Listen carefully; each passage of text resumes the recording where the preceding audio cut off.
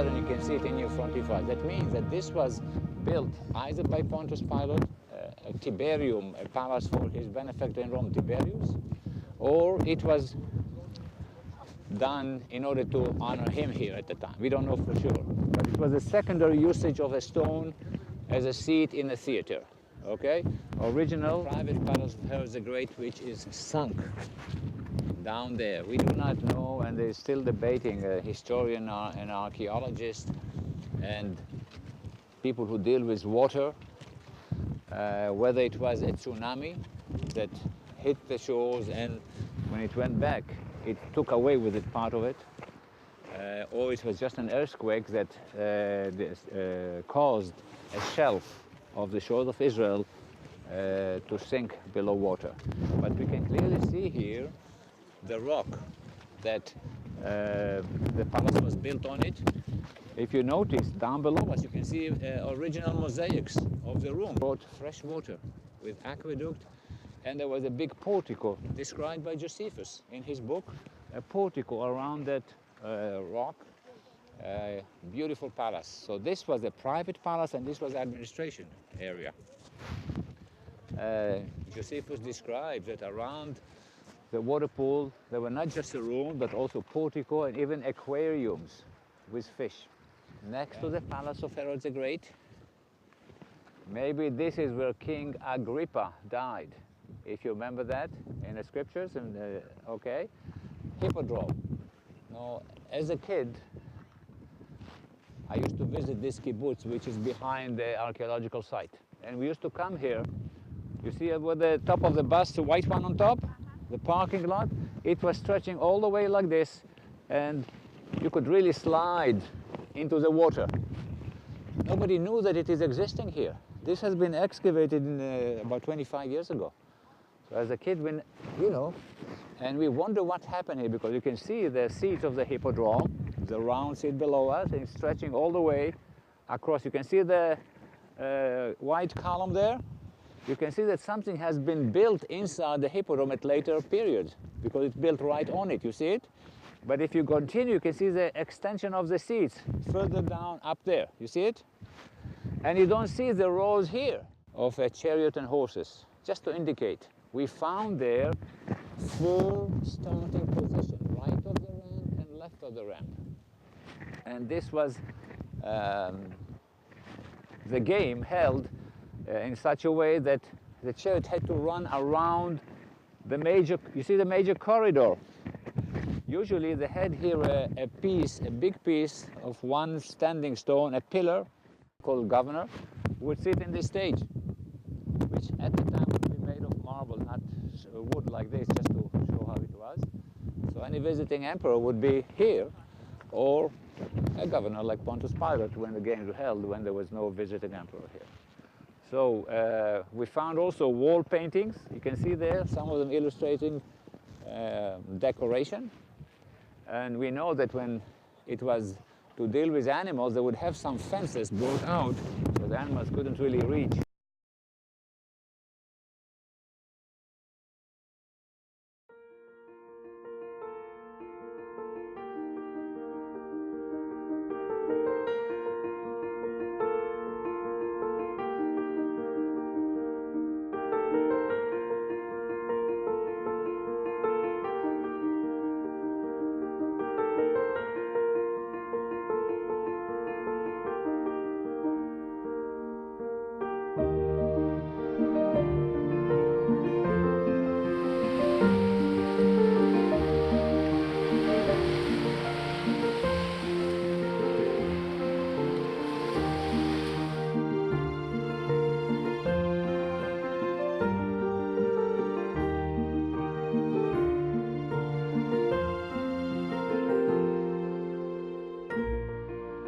Mountain Tabor.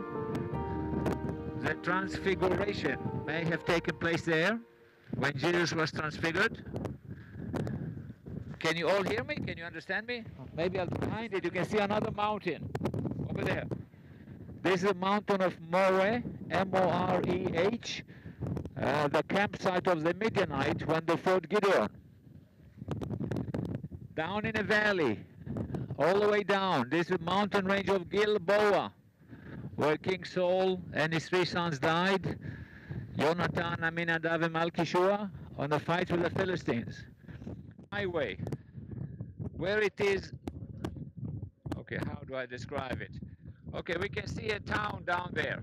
Everybody see the town? In front of it, kind of a flyover of the railway. Go with it, and on the right-hand side, you can see a low green hill with some scattered stone on it. Everybody see that? This is where the butchering taken place. And at the bottom of it, you can see the brook. A line of bushes, line of trees. Okay, going around that and crossing the valley. This is a road to Damascus, or the mountain range. There are 3 crossings. Okay, so I want to illustrate it in a better map. This is the Dead Sea, the Sea of Galilee. We are about here somewhere. Now, turn a little bit here and look at this map. There are a few reasons why we call it a magic tree. Another maybe idea is when you chop off the tree, it's not dead like most of the trees. It brings out grafts. You all know grafted in, Deuteronomy 6, I think. Like Christianity grafted from the roots of Judaism, so are those trees all grafted in from ancient roots. When we're going to be in the Garden of Gethsemane, we're going to see that olive trees are 2,000 years from Jesus' time. You know, farmers who grow those trees had to chop off the graft. You can see them down here. See this? You have to cut them because otherwise energy goes to those instead of the trunk. You have to chop it off at all time. But if you cut the tree, they're growing. And the trees in Gethsemane, in the garden, they are very old. We wonder if they're really 2,000. Because because Josephus writes in his book that when Titus and the Romans were actually sieging Jerusalem, they chopped off all the trees in the vicinity of Gethsemane are 2,000. And that is exactly the reason, the graft. You chop off an olive tree, it's coming back. It's not dead. This is the most mentioned tree in the Bible, more than 70 times. Anybody remember anything with the olive tree in the Bible? I'll give you archaeological digging started 1902. A German archaeologist named Schumacher dug here. And this was the early stages where they were looking for, for trophies, and they didn't have a concept of how to preserve cultures while digging. Today, when you go to a site, first what you do, you survey, you take pictures, you document, you record, you survey, and then you start digging the first civilization on the top. Then you go to the second one, and again, in a very careful way, and you don't do everything, you do just squares. So you preserve as much as possible.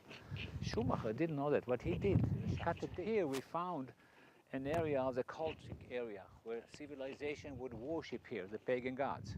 Okay? I don't know if you see that in front of us, you can see a wall, but on the right-hand side of it, there's a very big round altar with steps toward the east. Tens of thousands bones, animal bones, has been discovered on them as sacrifices. Animal bones, not human sacrifices, okay? In this case here, feed the horses with barley and wheat, etc.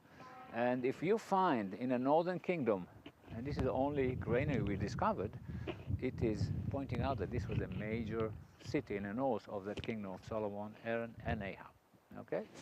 So this is a granary. We'll walk first up there. The access to the spring from ancient time. When security issues risen and they wanted to safeguard the water, they would block the outlet and they would camouflage it with earth so the enemy cannot really come and cut away the water supply. You understand? And they would just have to go down, pick up the water and come up. You understand? So what we do, we're going to walk down into this staircase, which is modern one. The old one is this one over there, you see? And it was going around the square pier or shaft. Then here below they had this huge water system that the water would fill in. Then we go down, walk horizontally and come out through the steps. So this is about 200 and this about 90, something like that, and the bus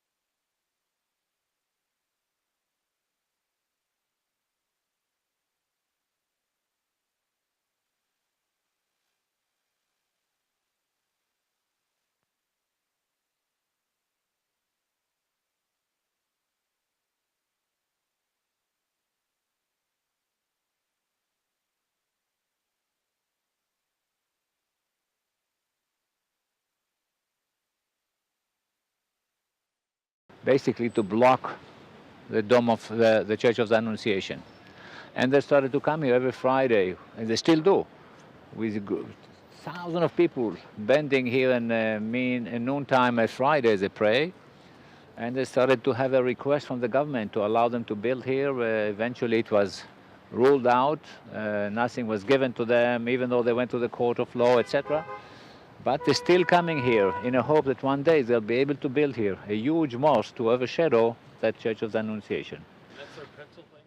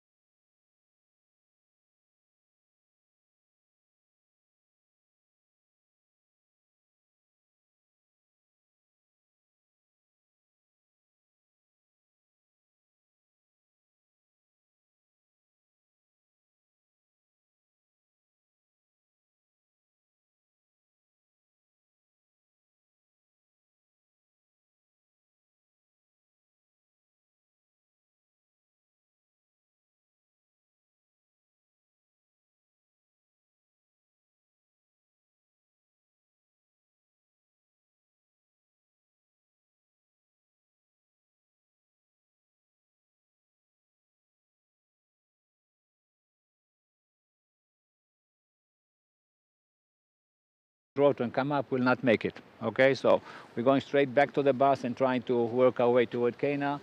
The church closes here precisely at 5 o'clock, and we are distance from there. Okay, so let's do it.